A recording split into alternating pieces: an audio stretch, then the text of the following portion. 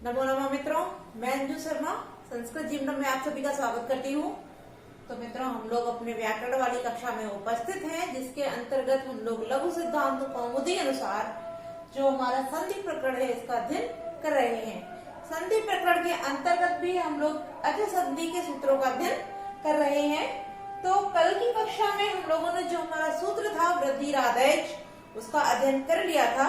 तो आज हम लोग उसी क्रम में आगे बढ़ते हुए जो हमारा अगला सूत्र है वृद्धि रेची, वृद्धि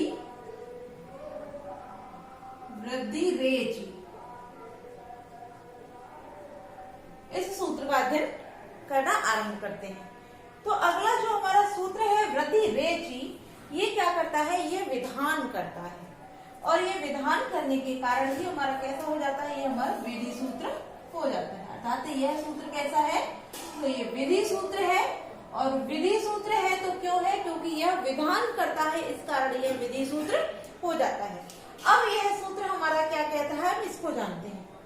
यह सूत्र कहता है कि जब आप, अर्थात यह अवर्ण से परे, यानी कि अवर्ण से परे ये जब एच प्रत्याहार होता है तब वहां पर वृद्धि आदेश हो जाता है। तो इसकी जो वृद्धि है हम उसको भी लिख लेते हैं कि आदेची, आदेची परे, आदेची परे वृद्धि, वृद्धि रेकादेशः, रेकादेशः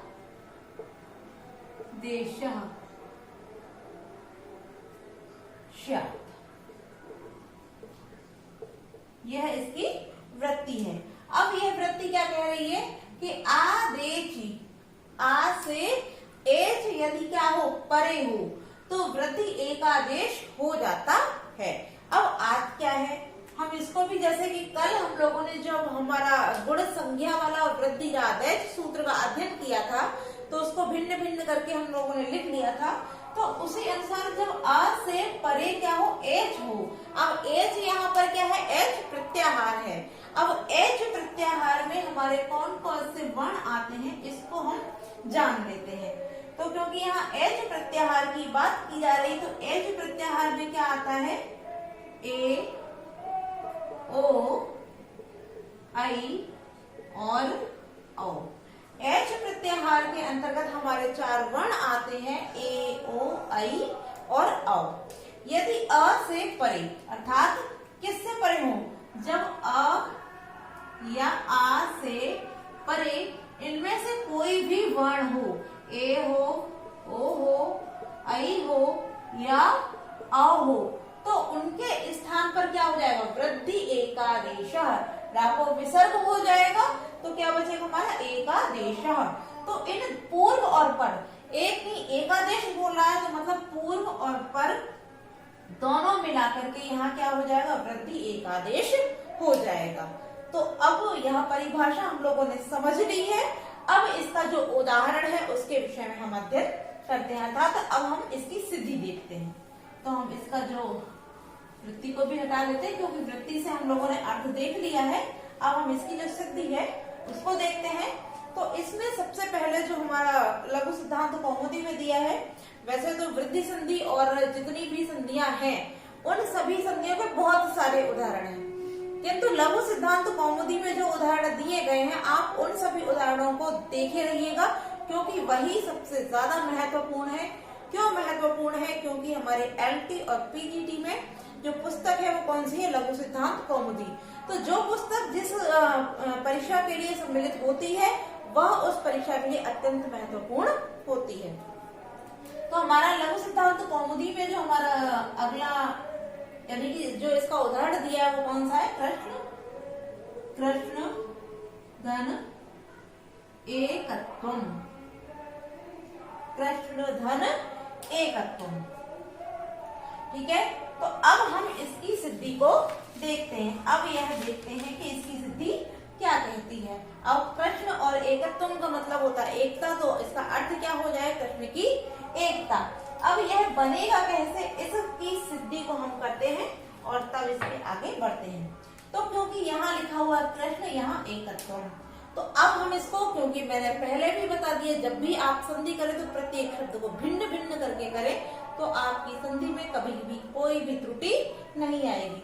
तो हम क्या करेंगे, अब इसको भिन्न कर लेंगे।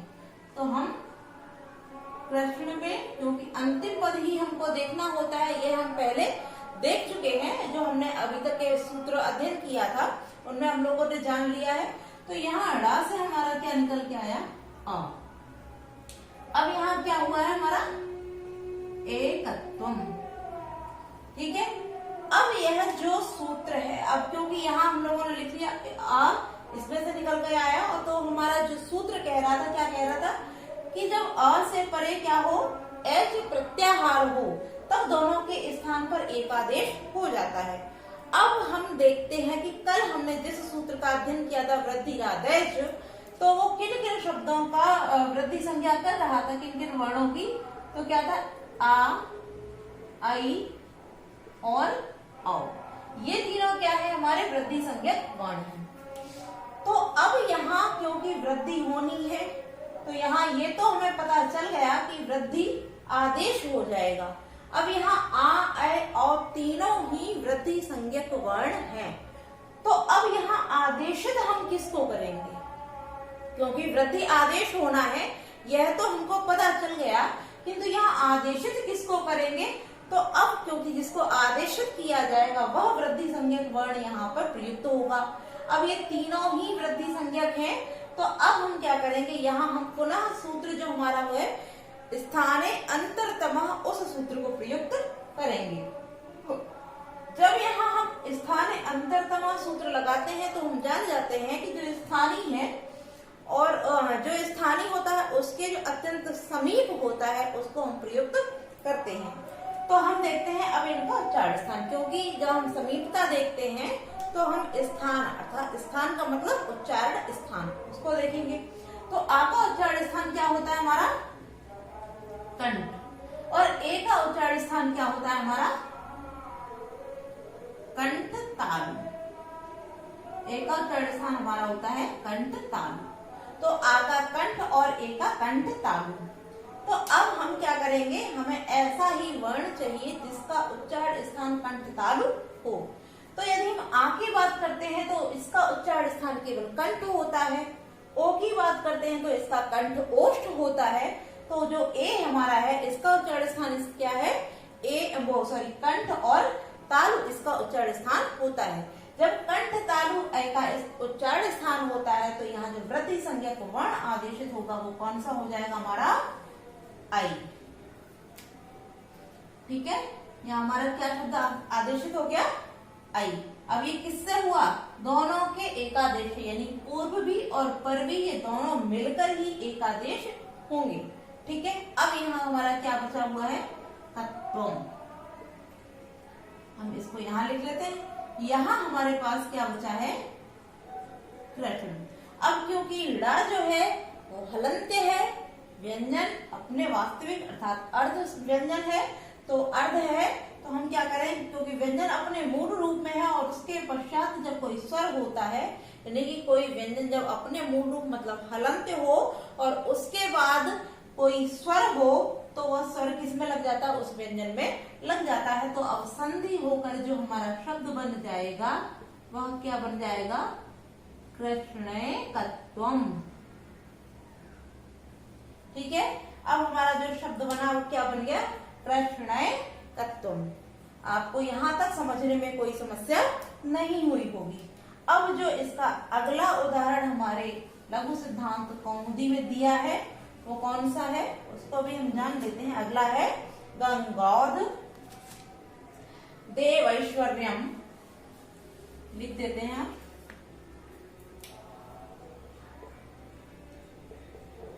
गंगौध देवैश्वर्यम, और एक और दिया हमारा कृष्णोत्कंठम। कृष्णोत्कंठम, कंठ्यम, कृष्णोत्कंठ्यम। ठीक है, ये तीनों उदाहरण हमारे लघु सिद्धांत कौमुदी में दिए हुए हैं। तो अब क्योंकि एक उदाहरण हमने देख लिया, तो अगला जो वृद्धि संज्ञा के आप बताएं तो हम लोग गंगौर को भी कर लेते हैं। चलिए इसको भी देख लेते हैं, और बाकी के देवैश्वर्यम और कृष्णोत्कंठ्यम यह दोनों आप लोग कीजिए स्वयं। तो इसको भी हम देखते हैं। तो इसका जो संधि विच्छेद क्या हो जाएगा, गंगाधन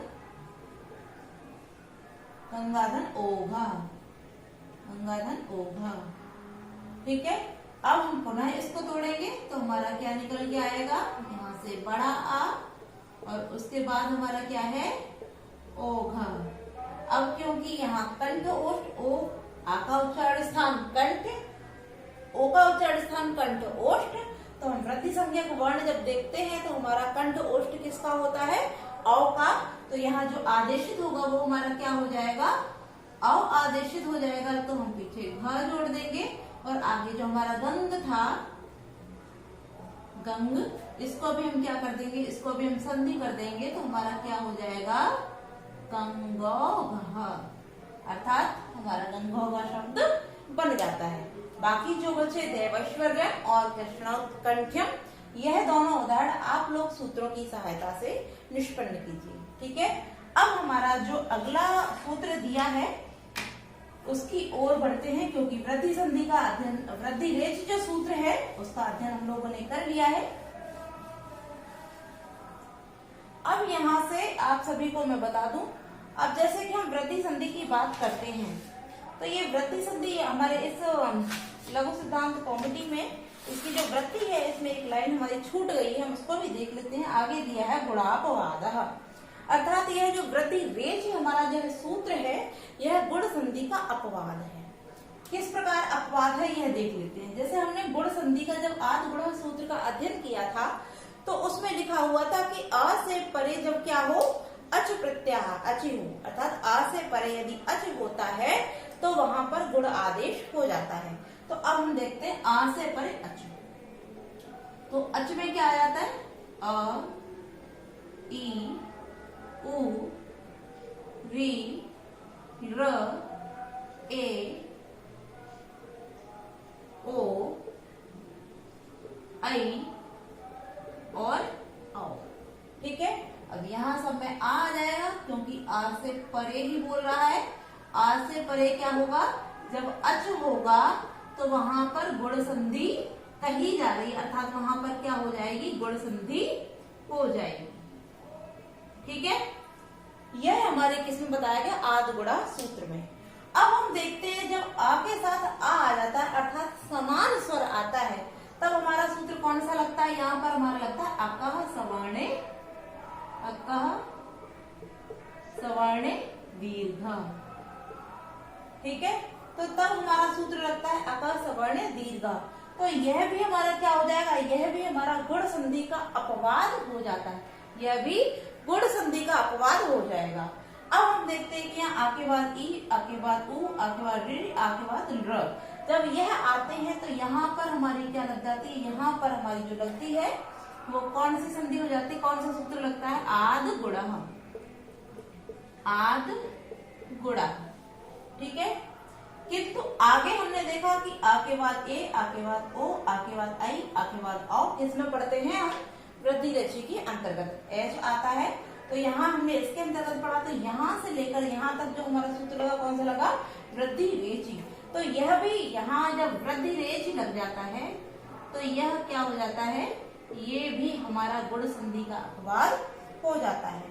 तो ये दोनों जो हमारे सूत्र हुए, अका सवर्ण दीर्घ और वृद्धि रेचि, ये दोनों ही किसके, आदि गुण सूत्र के अपवाद हो जाते हैं।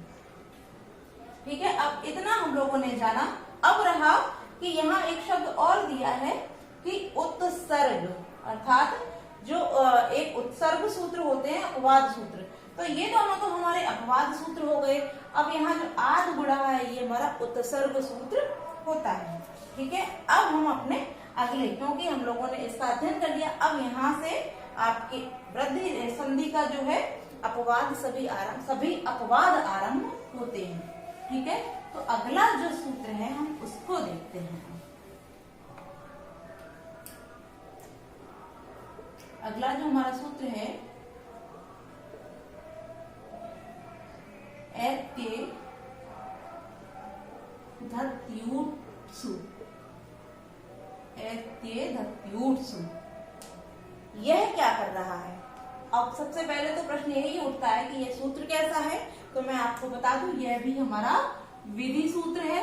अब विधि सूत्र है तो क्यों है? क्योंकि यह भी हमारा विधान करता है, और विधान करने के कारण यह हमारा कैसा हो जाता है? विधि सूत्र हो जाता है।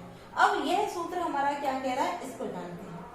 तो यह सूत्र हमारा कहता है कि जब आ के बाद एच प्रत्याहार वाली धातु हो तो वृद्धि हो जाएगी।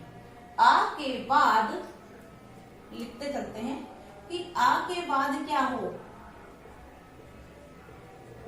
एच प्रत्याहार, एच प्रत्याहार वाली धातु हो।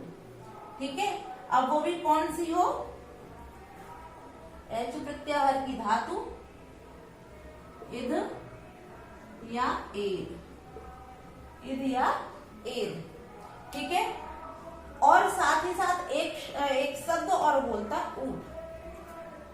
आ के बाद यदि एच प्रत्याहार वाली धातु हो, अब धातु है कौन सी? इध या एद हो, और साथ ही साथ क्या हो? आ के बाद यदि ऊठ शब्द हो, ऊठ, तब भी वहां क्या हो जाएगा? हमारी वृद्धि संधि हो जाती है। ठीक है, अब यहाँ आप बात करेंगे कि यहाँ जब यह जो नियम है, यह तो वृद्धि रेचि भी कह रहा है, तो इस सूत्र को यहाँ प्रयुक्त करने की आवश्यकता क्या हुई?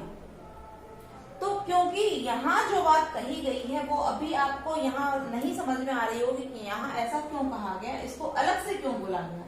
क्योंकि यहाँ भी वही नियम है, आ के बाद एच प्रत्याहार है, तो एच प्रत्याहार वहां भी प्रयुक्त हो रहा था, किंतु यहाँ क्या बोलते? धातु इध या एद हो या ऊठ शब्द हो। अब यहाँ एक शब्द तो हमें समझ में आता है, ऊठ। यहाँ लिखा ऊठ, तो ऊठ आ जाएगा। तो ऊठ धातु है, यह तो हमें समझ में आ गया कि यह वृद्धि संधि के सूत्र से, वृद्धि रेचि से भिन्न है। किंतु यहाँ थोड़ा सा कंफ्यूजन हो जाता है कि इसको क्यों बोल रही है नियम, तो वहां भी लागू। तब हम क्या देखेंगे? अब हम इसके उदाहरण को देखेंगे। तो इसको बिगाड़ देते हैं, क्योंकि चलिए इसको लिखा रहने देते हैं, नीचे लिख लेंगे इसको उदाहरण को। अब जो इसका उदाहरण है वह हमारा है उपधन एति, उपधन एति। अब यहाँ जो एति शब्द है यह हमारा एद धातु का है, तो एति शब्द जो है वो एद जो है वो एद धातु का है। अब यहाँ जो उप है इसमें क्या है? उप में हमारे आ, उप के अंतर्गत क्या दिया है? आ दिया है, और यहाँ है एति। तो हम देखते हैं कि नियम तो हमारे इसके अनुसार पूर्ण हो गए। आ के बाद एच प्रत्याहार है, यह नियम भी हमारा प्रयुक्त हो रहा है। अब एच प्रत्याहार में भी धातुएं हैं एध, और एधि में से ही यहाँ एधि शब्द हमारा प्रयुक्त है, यह भी है। किंतु अब यदि आप देखेंगे तो इसको अपवाद में क्यों रखा गया है? तो यहाँ आपको एक सूत्र याद आ रहा होगा। अब वह कौन सा सूत्र है? चलिए हम उसको बताते चलते हैं।